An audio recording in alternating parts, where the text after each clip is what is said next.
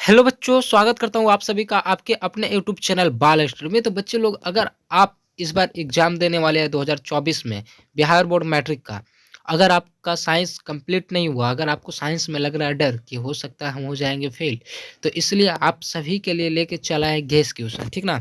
यहाँ पे हम 40 क्वेश्चन लेके आए हैं आप लोग के लिए। अगर ये 40 क्वेश्चन आप लोग कॉपी में नोट करके अगर याद कर लेते हैं ना, तो इससे बाहर एक भी क्वेश्चन नहीं आएगा। ठीक ना।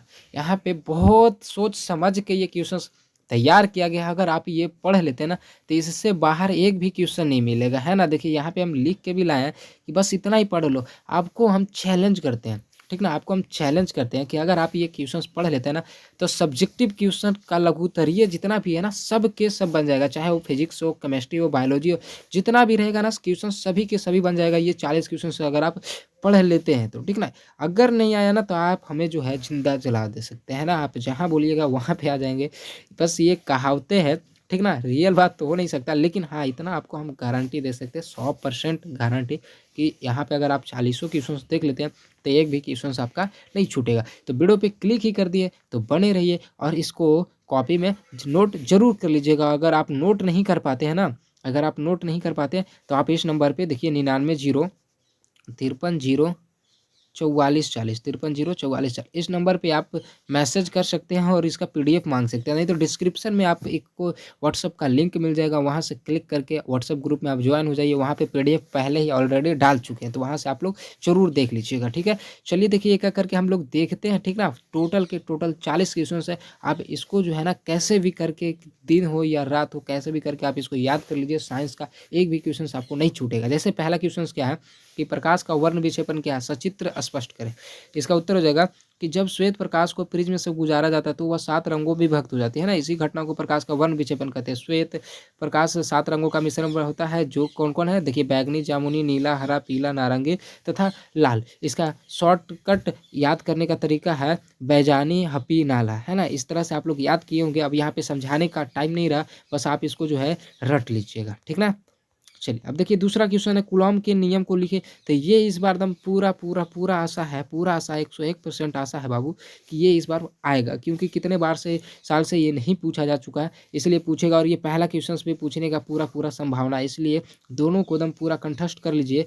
देखिए इसका उत्तर है कि दो आवेशों के बीच लगने वाले आकर्षण और प्रतिकर्षण बलों के बारे में एक नियम का प्रतिपादन किया, जिसे कूलॉम का नियम कहते हैं। देखिए क्या होता है, जो देखिए कि इस नियम के अनुसार दो बिंदु आवेशों के बीच लगने वाला बल आवेशों के परिमाण के गुणनफल के समानु तथा बीच के दूरी के व्युत्क्रमानुपाती होता है, ठीक ना। यानी बल बराबर हो जाएगा, देखिए, वह Q1 Q2 बटे आर स्क्वायर हो जाता है बाबू, ये हो जाता है, ठीक ना, ये हो जाता है। तो इसको सिर्फ आपको याद कर लेना, इसके परिभाषा को, इसका फार्मूला नहीं पूछेगा तो आप इसके परिभाषा को सिर्फ याद कर लीजिएगा। देखिए तीसरा नंबर क्वेश्चन क्या है कि प्रतिरोध क्या है, इसका एसआई मात्रक, इसका सूत्र एसआई मात्रक लिखे। तो प्रतिरोध हो जाएगा बाबू किसी चालक का वह गुण जो पदार्थ से होकर प्रवाहित होने वाली विद्युत धारा का विरोध करता है ना। इसका ये सूत्र हो जाता है, आर बराबर हो जाता है भी बटे आई, आर बराबर भी बटे आई। इसका एस आई मात्रक ओम होता है, इसका एस आई मात्रक क्या होता है, ओम, याद रखिएगा। अब चौथा क्वेश्चन है कि उत्तल लेंस को अभिसारी लेंस क्यों कहा जाता है। उत्तल लेंस को आप लोग जानते हैं अभिसारी लेंस कहा जाता है, क्यों, क्योंकि ये जो है ना, देखिए इसका उत्तर है कि उत्तल लेंस को अभिसारी लेंस कहते हैं क्योंकि मुख्य अक्ष के समांतर आ रही प्रकाश की किरणें एक बिंदु पर अभिसरित कर देती है। एक दिन बिंदु पर क्या करती है, अभिसरित, यानी आ रही जो किरण आ रहा है ना, उसको एक बिंदु पर मिला देता है, उसको एक बिंदु पर क्या करता है, इकट्ठा करता है। इसलिए उसको उत्तल लेंस को अभिसारी लेंस कहते हैं, इसलिए इसे अभिसारी लेंस कहते हैं। समझ गए ना। इसका फोकस दूरी जो है प्लस भी, यानी कि धनात्मक होता है, धनात्मक होता है, याद रखिए। अब अगला देखिए, पांचवा है कि उत्तल दर्पण के किन्हीं दो उपयोगी को बताएं, उपयोगों को बताएं, ठीक ना। तो उत्तल दर्पण के दो उपयोग, पहला है स्ट्रीट लाइट में, ठीक ना। और दूसरा हो जाएगा मोटर कारों में ड्राइवर के सीट के पास साइड मिरर के रूप में उत्तल दर्पण का लगा रहता है ना। उत्तल दर्पण जो हम लोग टू व्हीलर अगर चलाते हैं, बाइक चलाते हैं, तो उसमें जो ऐनक जो होता है ना, वो कौन सा दर्पण होता है, तो उत्तल दर्पण होता है। क्योंकि देखिए उत्तल दर्पण का काम होता है बड़ा चीज़ को छोटा करके दिखाई देता है। तो बताइए, उतना सा छोटा दर्पण में पीछे से जो ट्रक आ रहा है, वो सभी कुछ दिखाई देता है, पूरा रोड दिखाई देता है। तो समझिए, इसलिए जो है उत्तल दर्पण का प्रयोग किया जाता है। चलिए अब देखिए, छठा है, फ्यूज के तार की 3 विशेषताएं लिखे। तो फ्यूज के तार के 3 विशेषताएं निम्नलिखित है। पहला, इसका विरोध उच्च होता है। दूसरा, इसका गलनांक न्यूनतम होता है। तीसरा, फ्यूज तार को हमेशा गर्म तार में जोड़ा जाता है। इस तरह से आप लोग जो है इसको याद कर लीजिएगा। फिर 7वां क्वेश्चन है कि पानी में रखा सिक्का उठा हुआ दिखता है क्यों? इसका उत्तर हो जाएगा, पानी से भरी बाल्टी में एक सिक्का प्रकाश के अपवर्तन के कारण उठा दिखाई पड़ता है। बस ये इसका छोटा सा ही आंसर है, क्योंकि यहाँ क्वेश्चन भी छोटा सा ही पूछा है। चलिए, अब इस तरह से देखिए 8वां का भी याद कर लीजिएगा। आप लिख लिख के ना सब कुछ याद कर लीजिए, ठीक है। यहाँ पे आप सब बताएंगे नहीं, क्योंकि फिर अगर बताने लगे करके पढ़ पढ़ के ना समझाने लगे तो टाइम बहुत हो जाएगा, और आप लोग का अब टाइम नहीं रहा, क्योंकि आज जो है 20 तारीख, सॉरी 20 तारीख या 21, हाँ 20 तारीख, आज कितना हो गया?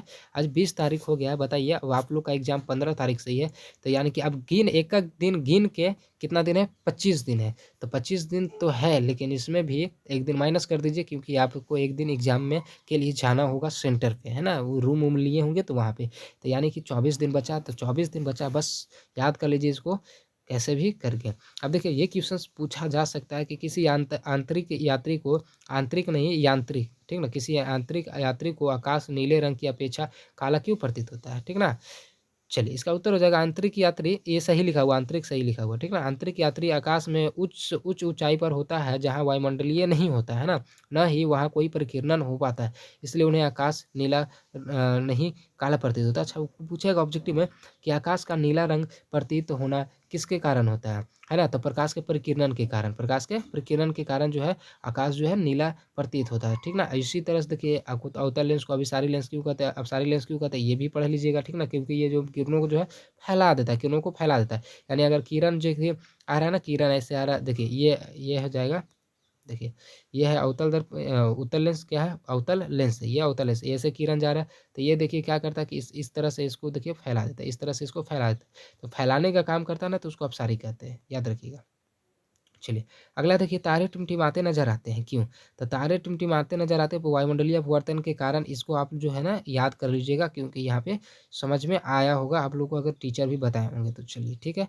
अभी इधर देखिए, मैक्सवेल के दक्षिण हस्त नियम लिखे, तो इधर उसका उत्तर हो जाएगा, मैक्सवेल के दक्षिण हस्त नियम के अनुसार किसी धारावाही चालक तार को दाएं हाथ की मुट्ठी में इस प्रकार पकड़े कि अंगूठा धारा की दिशा को संकेत करे, तो अन्य अंगुलियां चुंबकीय बल रेखाओं की दिशा को बतलाते हैं, है ना। इस तरह से आप लोग याद कर लीजिए। फिर देखिए, इसका अगला है 13 नंबर क्वेश्चन, सूर्योदय एवं सूर्यास्त के समय सूर्य अंडाकार दिखता है, जबकि दोपहर के समय में गोल दिखता है क्यों? इसका उत्तर हो जाएगा, सूर्योदय एवं सूर्यास्त के समय वायुमंडलीय अपवर्तन अधिक और असमान रूप से होता है ना, जबकि दोपहर के समय लंबवत प्रकाश की किरणें है, जिसके कारण वायुमंडलीय अपवर्तन न के बराबर होता है। यही कारण है कि सूर्योदय एवं सूर्यास्त के समय सूर्य अंडाकार दिखता है, जबकि दोपहर के समय सूर्य गोल दिखता है। तो इस तरह से देखिए, आप जो है ना पूरा के पूरा देखिए, जितना क्वेश्चंस है ना आप सभी के लिए लिख के लाए हैं, तो इसको जो है ना आप लोग कॉपी में नोट कीजिए और इसको रट लीजिए, जितना हो सके आप लोग रट लीजिए। देखिए, ये क्वेश्चंस इस बार एकदम गारंटी पूछेगा, ये क्वेश्चन जस्ता के या इसको क्या नाम लिखे, ये इस बार जरूर पूछेगा, और ये सभी क्वेश्चंस पूछने वाले ही हैं, ठीक ना। देखिए, ये याद कर लीजिएगा, जाइलम और फ्लो में अंतर, जाइलम और फ्लो में अंतर याद कर लीजिएगा। ये देखिए यहाँ पे 3 अंतर लिखे आए थे, और फिर देखिए बहुत सारे क्वेश्चंस है, इसको याद कर लीजिएगा। देखिए 40 क्वेश्चन हो गए, 40 क्वेश्चन, और 4-5 क्वेश्चंस और है, उसको भी याद कर लीजिएगा, क्योंकि ये भी क्वेश्चंस जो है पूछा जा सकता है इस बार। ये अंतर वाला जरूर याद कर लीजिएगा, क्योंकि 2-3 अंतर वाले हैं क्वेश्चन, जिसमें से एक ना एक बार बार पूछ ही दिया जाता है, इसलिए इसको याद रखिएगा। देखिए, एक है ये वाला भी, तो इसको भी याद रखिएगा कि अवतल दर्पण एवं उत्तल दर्पण में अंतर स्पष्ट करें, ये भी 3 गो हो गया अंतर वाला, तो इसको याद रखिएगा। लास्ट क्वेश्चन है ये, तो इस पर गारंटी है 101% आशा है कि ये पूछेगा, रेलवे सिग्नल में लाल रंग का प्रयोग क्यों किया जाता है, ठीक ना। इसका उत्तर हो जाएगा, रेलवे सिग्नल में लाल रंग का प्रयोग किया जाता है क्योंकि लाल रंग का तरंगदैर्घ्य अन्य रंगों की तुलना में सर्वाधिक होने के कारण लाल रंग का विचलन सबसे कम होता है ना, जिसके कारण धुआं या घना कोहरा में भी लाल रंग साफ साफ दिखाई देता है, इसलिए इसको याद रखिएगा। चलिए, समझ में आ गया। अगर आपको वीडियो अच्छा लगा ना, और ये क्वेश्चंस आपको इंपॉर्टेंट लग रहा है, तो कॉपी में नोट कीजिए। अगर नोट नहीं कर पा रहे हैं तो आपको व्हाट्सअप का लिंक दिए हुआ है डिस्क्रिप्शन में, वहाँ से व्हाट्सअप में जुड़ जाइए, वहाँ पे आपको सभी कुछ मिल जाएगा, ठीक ना। मतलब वहाँ पे पीडीएफ पहले ही इसका डाल चुके हैं, तो वहाँ से आप लोग ले लीजिएगा, ठीक है। चलिए, और अगर नहीं जुड़ पाते हैं तो इस नंबर पर 99, देखिए जो नंबर दे रहे हैं इस पर आप मैसेज कर सकते हैं, 99 0 53 0 44 40, इस नंबर पे आप मैसेज कर सकते हैं, ठीक है। चलिए, तो मिलते हैं अगले वीडियो में। तब तक के लिए जय हिंद, जय भारत।